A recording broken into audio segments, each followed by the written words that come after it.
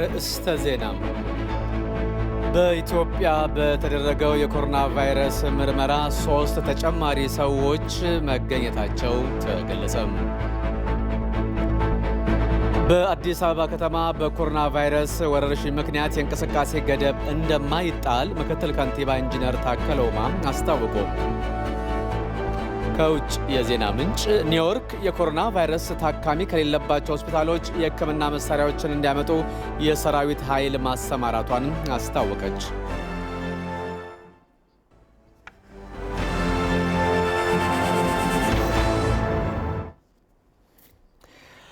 ጤና ይስጥልኝ።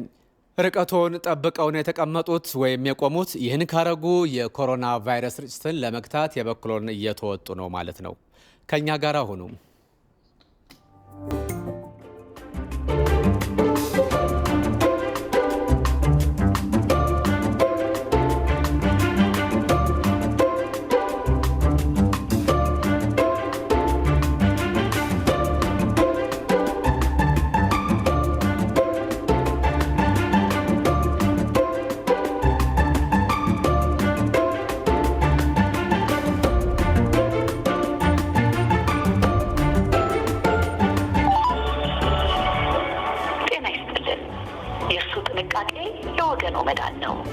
የኮሮና ቫይረስ ስርጭትን ለመግታት ማህበራዊ ርቀትን ይጠብቁ፣ ተራርቀው ይቀመጡ፣ ተራርቀው ይሰለፉ፣ ሰዎች በሚበዙባቸው ቦታዎች አይሄዱ፣ እጆን በተደጋጋሚ በሳሙና በሚገባ ይታጠቡ፣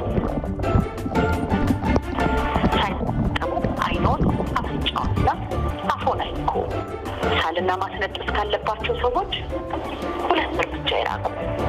በመጠንቀቅ ኃላፊነቱን እየተወጡ ስላሉ እናመሰግናለን። ጤና ይስጥልኝ። የኮሮና ቫይረስ ስርጭትን ለመግታት የሞባይል አገልግሎትን በመጠቀም መልእክቶችን እያስተላለፍ እንገኛለን። እርሱም እነዚህን ምክሮች በሚገባ ተግባራዊ በማድረግ ከቫይረሱ ራስዎትንና ወገኖን ይጠብቁ፣ ይከላከሉ። ጤና ይብዛሉ። ከዜናው ጋር ተመስገን በየነ ነኝ። በኮሮና ቫይረስ የተያዙ 3 ተጨማሪ ሰዎች ተገኙ። በኢትዮጵያ ባለፉት 24 ሰዓታት ውስጥ የላቦራቶሪ ምርመራ ከተደረገላቸው 89 ሰዎች ውስጥ 3 ሰዎች በኮሮና ቫይረስ መያዛቸው ተረጋገጠ። ከዚህ ቀደም በቫይረሱ መያዛቸው የተረጋገጠው የ85 ዓመት ኢትዮጵያዊ አዛውንት አገግመዋል። ባለፉት 24 ሰዓታት ውስጥ የተገኙትን 3 ሰዎች ጨምሮ በኢትዮጵያ ውስጥ በኮሮና ቫይረስ የተያዙ ሰዎች ቁጥር 38 እንደደረሰ ነው የጤና ሚኒስቴር የገለጸው። ሚኒስትሯ ዶክተር ሊያ ታደሰ እንደገለጹት ዛሬ በቫይረሱ መያዛቸው የተረጋገጡት 3ቱም ግለሰቦች የውጭ ሀገሮች ጉዞ ታሪክ ያላቸውና ሁሉም በአዲስ አበባ የሚገኙ ናቸው።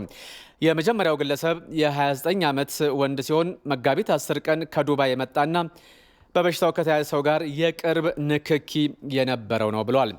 ሁለተኛው የ34 ዓመት ወንድ ሲሆን መጋቢት 23 ከዱባይ የመጣና በማቆያ የነበረና ከበሽታው ከተያዘ ሰው ጋር የቅርብ ንክኪ የነበረው መሆኑም ታውቋል። ሶስተኛዋ ደግሞ የ35 ዓመት ሴት ስትሆን በመጋቢት 25 ከስዊድን የመጣችና በማቆያ የነበረች መሆኗንም ገልጿል።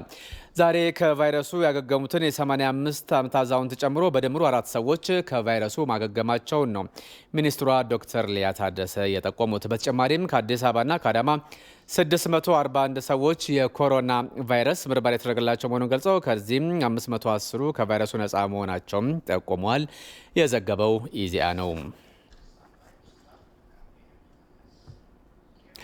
ጠቅላይ ሚኒስትር አብይ አህመድ ከደቡብ አፍሪካ፣ ከሩዋንዳ፣ ከሴኔጋል፣ ከግብፅ፣ ከዚምባብዌ፣ ከኮንጎ ዲሞክራቲክ ሪፐብሊክና ከኬንያ መሪዎች ጋር የጋራ የስልክ ውይይት አካሄዱ። በተካሄደው በዚሁ የስልክ ውይይት ወይም ስብሰባ ላይ የአፍሪካ ህብረት ኮሚሽን ሊቀመንበር ሙሳ ፋኪ መሐመድ፣ የዓለም ጤና ድርጅት ዋና ዳይሬክተር ዶክተር ቴድሮስ አድሃኖም እንዲሁም የአፍሪካ የበሽታ መከላከልና መቆጣጠር ማዕከል ዳይሬክተርም ተሳትፈውበታል። በውይይቱም እስካሁን የተከናወኑ ስራዎችና አህጉሪቱ ያጋጠማት ፈታኝ ሁኔታ ላይ ውይይት የተደረገ ሲሆን የኮቪድ-19ን ቀውስ ለመቀልበስ የጋራ አመራር አስፈላጊ መሆኑ ላይ መስማማታቸው ነው ጠቅላይ ሚኒስትር አብይ አህመድ በፌስቡክ ገጻቸው ያስታወቁት። የምስራቃዊና ደቡባዊ አፍሪካ ንግድና ልማት ባንክ ቲዲቢ ኢትዮጵያ የኮሮና ቫይረስን ለመከላከል የምታደርገውን ጥረት እንደሚደግፈው አስታወቀ። መቀመጫውን ናይሮቢ ያደረገው አህጉራዊ የንግድና ልማት ባንክ ዋና ስራ አስፈጻሚ የሆኑት አቶ አድማሱ ይልማ በኢትዮጵያ ኮሮናን ለመከላከል ለሕክምና ቁሳቁስ መግዣ የሚውል ድጋፍ ባንኩ እንደሚያደርግም አስታውቋል። በተጨማሪም አህጉራዊ የንግድና ልማት ባንኩ በኢትዮጵያ ዘላቂ ልማትን ለማረጋገጥ ለግልና ለመንግስት ባንኮች ድጋፍ የማድረግ ፍላጎት እንዳለውም ነው አቶ አድማሱ የተናገሩት። በሌላ በኩል በናይሮቢ የሚገኙ ኢትዮጵያውያን የኮሮና ቫይረስን ለመከላከል ተደጋግፈን ይህንን የችግር ጊዜ እንለፍ በሚል መሪ ሀሳብ የተለያዩ ድጋፎች እያደረጉ እንደሚገኙም በኬንያ የኢትዮጵያ አምባሳደር መለስ አለም ተናግረዋል። አምባሳደሩ ኮሮና ቫይረስን ለመከላከል ለሚደረገው ጥረት የኤምባሲው ዲፕሎማቶች የ1 ወር ደሞዛቸውን ማበረከታቸውን ገልጸዋል። ዘገባው በኬንያ የኢትዮጵያ ኤምባሲ ነው።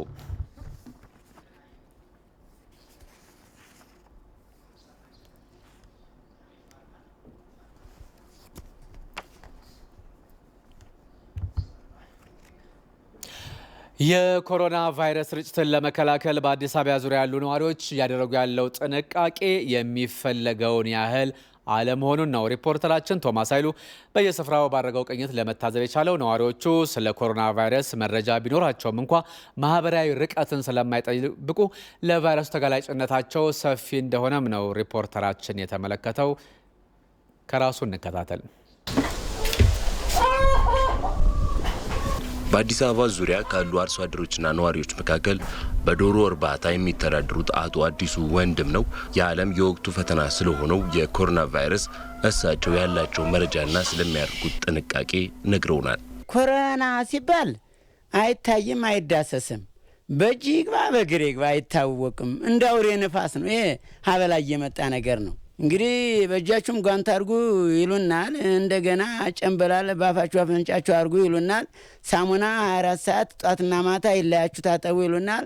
ውሃ በየቦታው አድርጉ ታጠቡ፣ ጽዳት አድርጉ ይሉናል። አዎ ሰምተናል። ጆሮአችን የሚሰማው ቅንጭላታችን ትክክል ነው፣ ይሰማል። ሁሉ ነገር አስተካክለን መራመድ የኛ ግድ ይለናል ነው። ሌላው በሸክላ መስራት ኑሯቸውን የሚገፉት የአካባቢው ነዋሪ ወይዘሮ ወይንሸት አበራ በኩላቸው ስለ ቫይረሱ የሚሰሟቸው መረጃዎች ስጋት እንደፈጠረባቸው ይናገራሉ። ይኸው በየቲቪው በየምኑ እያየን ሲቃይ ላይ ነን። እሱን ያለ ነው። ልጆቻችን ሲወጡት ይገቡ ሀሳብ ላይ እኔማ ያው ይቺው ነች እጀ ስራዬ መኪናማ አልሳፈር። ተጠንቀቁ፣ ታጠቡ፣ አትታፈጉ፣ ተራርቃችሁ ሁኑ፣ ተጠባበቁ፣ ትንሽችን 14 ቀን እንትን አትውጡት ነው የተባለው። መጥፎ ነገር እኔ ነኝ ብሎ ለእጅ አይጨበጥ ላይን እንትን አይልም። እንዴት እንደሚሆን አስጨናቂ ነው በጣም። የወፍጮ ቤት ባለቤቱ አቶ መርጋ ምትኩ ደግሞ እሱ ወፍጮ ቤት ብዛት ያለው ነዋሪ እንደመምጣቱ የቫይረሱን ስርጭት በተመለከተ እየተደረገ ያለው ጥንቃቄ ቸልተኝነት የተሞላበት እንደሆነ ነው የሚናገረው። እኔ የታዘብኩ ነገር ሴቶች ችግር የለም እኛ በሽታ አይነካንም፣ በሽታ እኛ አይነካንም እያሉ ነው። ትክክል አይደለም። እየነገርኳቸው ነው፣ እኔም እያስረዳቸው ነው። በሽታ ሁሉ ነገር ሊመጣ ይችላል፣ እየተራራቁ ብዬ እያስረዳሁት ነው።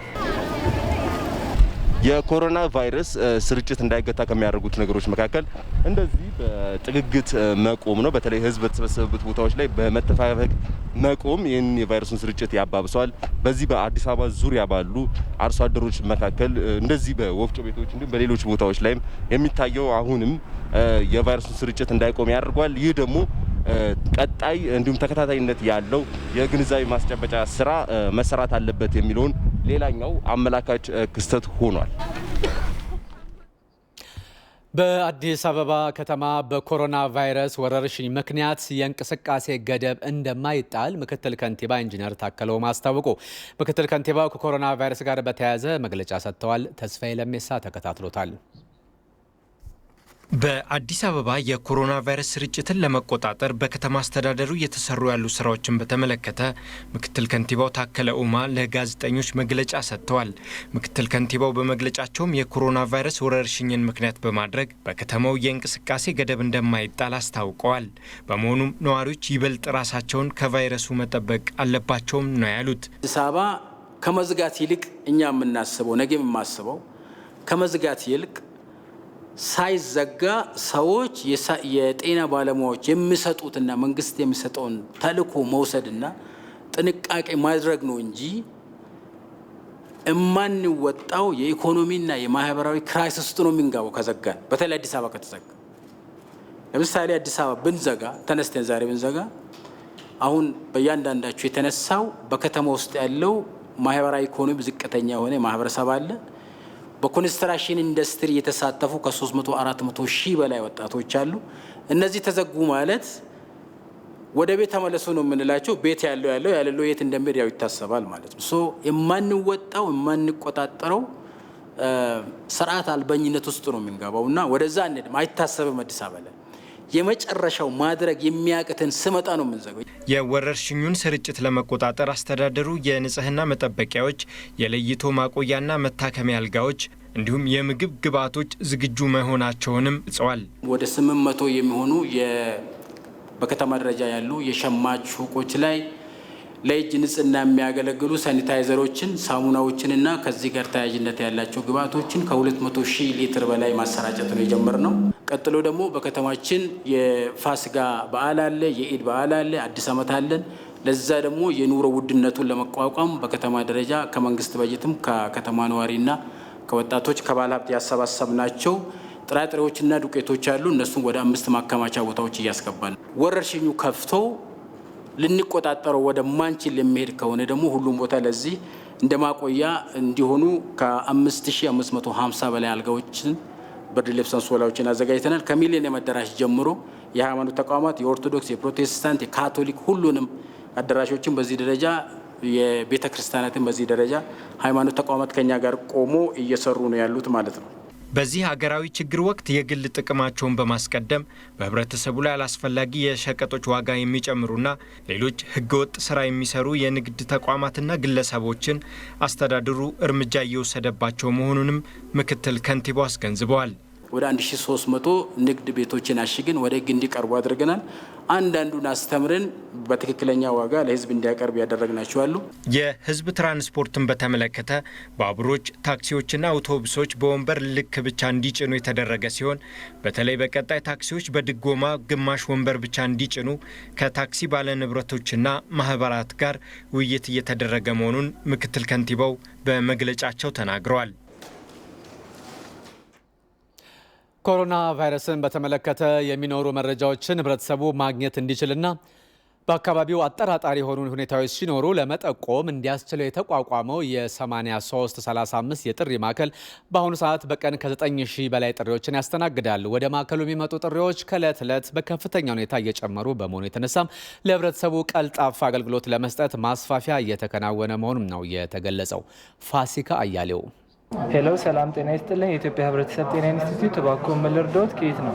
የኮሮና ቫይረስ ከተከሰተበት ጊዜ አንስቶ ለቅድመ ጥንቃቄ ሲከናወኑ ከነበሩ ተግባራት አንዱ አጠራጣሪ ሁኔታዎች ሲኖሩ ህብረተሰቡ የሚጠቁምበትና መረጃ ለማግኘት የሚያስችለውን የጥሪ ማዕከል ማዘጋጀት ነው።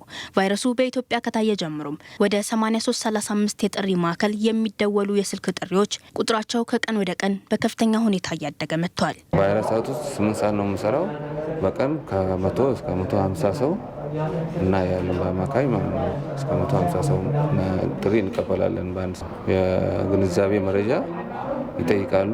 የበሽታው እንዴት ከሰው ከሰው የሚተላለፍበት መከላከያ መንገዶችና መከላከያ መንገዶች ላይ ጥሩ ግንዛቤ ለማግኘት ነው የሚደውሉት እኛ ጋር።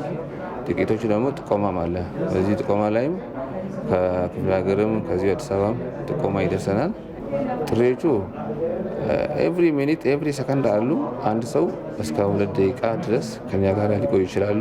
ወደ ጥሪ ማዕከሉ የሚመጡ ጥሪዎችን በተገቢው መንገድ ለማስተናገድ እንዲሁም ህብረተሰቡ በቫይረሱ ዙሪያ የሚኖሩትን ጥያቄዎች ለመመለስ የሚያስችሉ ሁኔታዎች መዘጋጀታቸውንም የጥሪ ማዕከሉ ሰራተኞች ይገልጻሉ። አማርኛ የማይችሉትን አሉ፣ የራሳቸው መስመር አለ።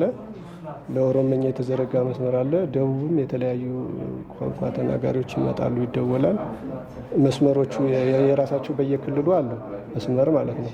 መስመር ስላለ እነዚያን ቁጥሮችን ነው የምንሰጣቸው።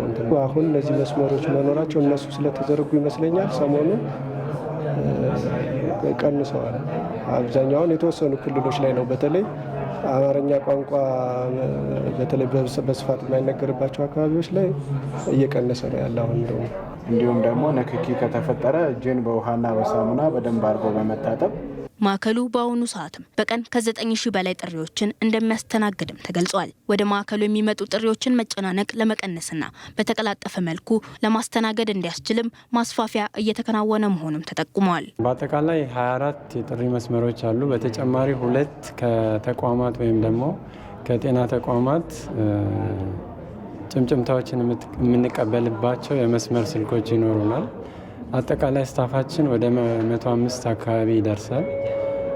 ይህም ስታፍ የሚሰራው 7ቱንም ቀን 24 ሰዓት ይሰራል፣ በ3 ሸፍት ማለት ነው። እነዚህ የጥሪ መስመሮች በቂ አይደሉም። ምክንያቱም ያው ዌቲንግ ወይም ደግሞ በመጠባበቅ ላይ ያሉ ብዙ ደዋዮች ስላሉ ያንንም ከግንዛቤ ውስጥ በማስገባት የማስፋፋት ስራ ታስቧል። ተጨማሪ 24 መስመሮችን ለመዘርጋት ህብረተሰቡ በቫይረሱ ዙሪያ መረጃ ለመጠየቅም ሆነ በአካባቢው አጠራጣሪ ሁኔታዎች ሲኖሩ ለመጠቆምና መሰል ሁኔታዎችን በ8335 የስልክ መስመር በመጠቀም አገልግሎቱን ማግኘት ይችላል። ከኢትዮጵያ ህብረተሰብ ጤና አገልግሎት ባቆም የኮሮና ቫይረስ ስርጭትን ለመግታት በትግራይ ክልል እየተተገበረ ያለውን አስቸኳይ አዋጅ ተከትሎ በመሰረታዊ የምግብ ሸቀጦች ላይ የዋጋ ንረት እንዳይፈጠር የገበያ ማረጋጋት ስራ እያከናወነ መሆኑን የመቀለ ከተማ አስተዳደር ገለጸ። የከተማ አስተዳደሩ የዋጋ ንረት ለመፍጠር በተንቀሳቀሱ 328 ነጋዴዎችና ደላላዎች ላይ የእርምት እርምጃ የወሰደ ሲሆን 128ቱ ወደ ስራ እንዲገቡም ነው የተደረገው። ገብረ እግዚአብሔር ኃይሉ ዝርዝሩን አዘጋጅቷል። የሚያቀርበው ሙሉጌታ ተስፋይ ነው። የትግራይ ብሔራዊ ክልላዊ መንግስት ከመጋቢት 19 ጀምሮ የኮሮና ቫይረስ ስርጭትን ለመግታት ለ2 ሳምንታት የሚቆይ የአስቸኳይ ጊዜ አዋጅ ተግባራዊ ማድረጉን ይታወሳል። የአዋጁን መውጣት ተከትሎ አንዳንድ ህገወጥ ነጋዴዎችና ደላላዎች የህብረተሰቡን ኑሮ ለማዛባት በፈጠሩት የእህል ዋጋ ንረት በሸማቹ ህብረተሰብ ዘንድ ጫና እየፈጠረ ስለመሆኑ ነው የመቀለ ከተማ ነዋሪዎች የሚገልጹት። እዚህ ጋር በ3700 ብር ገዝቻለሁ። ሌሎቹ ግን 4000 ብር እያሉት ነው። ነጋዴዎቹ ዋጋቸው አንድ አይነት አይደለም፣ ይለያያል። መኪናዎች ተጭነው ይመጣሉ። አየር ባየር ነው የሚሸጡት። የአየር ባየር ንግድ ተበራክቷል። እህል አልታጣም። በነጋዴዎች ችግር ምክንያት ህብረተሰቡ በከፍተኛ ችግር ውስጥ ነው ያለው። የእህል እጥረት እየታየ ነው። በርካታ እህል በመኪና ተጭኖ ይመጣል። ነገር ግን ደላሎች በሚፈጥሩት ገበያ አየር ባየር የተሸጠ ነው። ችግሩ እየተፈጠረ ያለው ከዚህ አንጻር ነው። ስለሆነም ቁጥጥር ሊደረግልን ይገባል። የከተማው መስተዳደር በበኩሉ ባቋቋመው ግብረ ኃይል አስፈላጊውን ክትትልና የዋጋ ንረት የማረጋጋት ስራን በማከናወን ላይ መሆኑን ገልጿል። ወደ 338 የሚሆኑ ነጋዴዎች የእርምት እርምጃ ተወስደዋል። ከዚህ 226 የሚሆኑ በቀጥታ እሽግ ንግድ ተቋማቸውን እየታሸገ ነው። ወደ 112 የሚሆን የማስተካከያ ማስጠንቀቂያ የተሰጣቸው ነው። ህብረተሰቡ የክልሉ መንግስት ያወጣውን አዋጅ ተግባራዊ በማድረግ እያሳየው ያለውን ቁርጠኝነት ቫይረሱን በመከላከሉ ረገድ ከፍተኛ አስተዋጽኦ ይኖረዋል ነው የተባለው። በገበያ በኩል አሁን በቃ ዋጋ ጨምሮ የሚሸጡ ነጋዴዎች በጥቆማ ፊት በፊትም በመጋፈጥ ከነሱ ህጋዊ በሆነ አግባብ ከንግድ አካላትን በመተባበር አሁን ወደ ነበረበት እየመለሱት ነው ያለው። አንድ ይሄ ነው። ሌላኛው ይሄ የተደረጉ የእሽግ ስራዎች አሉ። በመጠጥ ቤቶች አሉ፣ ጭፈራ ቤቶች አሉ። ይሄ ስፖርት ጌሞች ምንድነው የሚባለው ስፖርት ማዘውተሪያ ቦታዎች አሉ። እነኚህም ስታየው በጣም ጥሩ ለውጦች ነው ያሉ። ስለዚህ ይሄ አጠናክሮ መውሰድ መቻል አለበት። የሚያዋጣንም ይሄ ስለሆነ የከተማው ባለሀብቶች ከአስቸኳይ ጊዜ አዋጁ ጋር ተያይዞ በህብረተሰቡ ዘንድ ለሚፈጠሩ ማህበራዊ ችግሮች ለማቃለል ያሳዩትን የመረዳት ባህል አጠናክረው ሊቀጥሉበት እንደሚገባ ነው የተገለጸው። በጋምቤላ ክልል የኮሮና ቫይረስን ለመከላከል የተላለፉ ውሳኔዎች በተገቢው መንገድ እየተፈጸሙ ያለመሆኑ ተገለጸ። የክልሉ ርዕሰ መስተዳድር ኦሞድ ጁሉ በትክክል ካልተገበሩ ውሳኔዎች መካከል የሞተር ሳይክሎች ከአንድ ሰው በላይ መጫን፣ የጭፈራ ቤቶች ሙሉ በሙሉ አለመዘጋትና ርቀትን ያለመጠበቅ ይጠቀሳሉ ብለዋል። በመሆኑም የህግ አካላት ውሳኔውን በማይተገብሩ አካላት ላይ ጠንከር ያለ እርምጃ እንዲወስዱ ከመግባባት ላይ መደረሱንም ነው ርዕሰ መስተዳድሩ የተናገሩት። በጋምቤላ ከተማ በዲማና ጎደሬ ወረዳዎች በሸቀጦች ላይ ያለ አግባብ ዋጋ የጨመሩ 72 የንግድ ሱቆች ላይ እርምጃ እንደተወሰደባቸውም አብራርተዋል። ኮሮና ቫይረስ ሊያሳድር የሚችለውን አሉታዊ ተጽዕኖ ለመከላከል በጋምቤላ ክልል ምክትል ርዕሰ መስተዳድር የሚመራ ገቢ አሰባሳቢ ኮሚቴ መዋቀሩን ጠቅሶ የዘገበው የጋምቤላ ክልል ኮሚኒኬሽን ጽሕፈት ቤት ነው። የምስራቅ ወለጋ ዞን አስተዳደር የኮሮና ቫይረስን ለመከላከልና ስርጭቱን ለመቆጣጠር የሚያስችሉ ስራዎችን እያከናወነ እንደሆነ አስታወቀ። በዞኑ አስተዳደር የሚመራ ግብረ ኃይል ተቋቁሞ የግንዛቤና መከላከል ተግባር እየተከናወነ እንደሆነ ነው የተገለጸው። ስሌማን አባይ ዝርዝር አለው። በኦሮሚያ ክልላዊ መንግስት የምስራቅ ወለጋ ዞን አስተዳደር የኮቪድ-19 ቫይረስን ለመከላከልና ስርጭቱ እንዳይስፋፋ በዞኑ ዋና አስተዳዳሪ የሚመራ ግብረ ኃይል ተቋቁሞ የተለያዩ የግንዛቤና የመከላከል ስራዎች በመከናወን ላይ ነው የሚገኙት። የተለያዩ የመገናኛ ዘዴዎችን በመጠቀም የህብረተሰቡን ግንዛቤ የማሳደግ ስራዎች እየተሰሩም ነው የሚገኙት። የምስራቅ ወለጋ ዞን አስተዳዳሪ አቶ አስመራ ኢጀራ ከግንዛቤ ማስጨበጥ ተግባሩ ጎን ለጎን ያለ አግባብ የዋጋ ጭማሪ ያደረጉ አካላት ላይ ህጋዊ እርምጃ እየተወሰደም ነው ብለዋል። የማህበራዊ አገልግሎትም ሊያገኙ የሚገባቸው አቅመ ደካማዎችና ሽማግሌዎች በኢኮኖሚ የተጎዱ ሰዎችንም ለመርዳት ይህንን የሚያስተባብር ኮሚቴ ተቋቁሞ ወደ ስራ ገብቶ ውጤትም እየተገኘ ነው።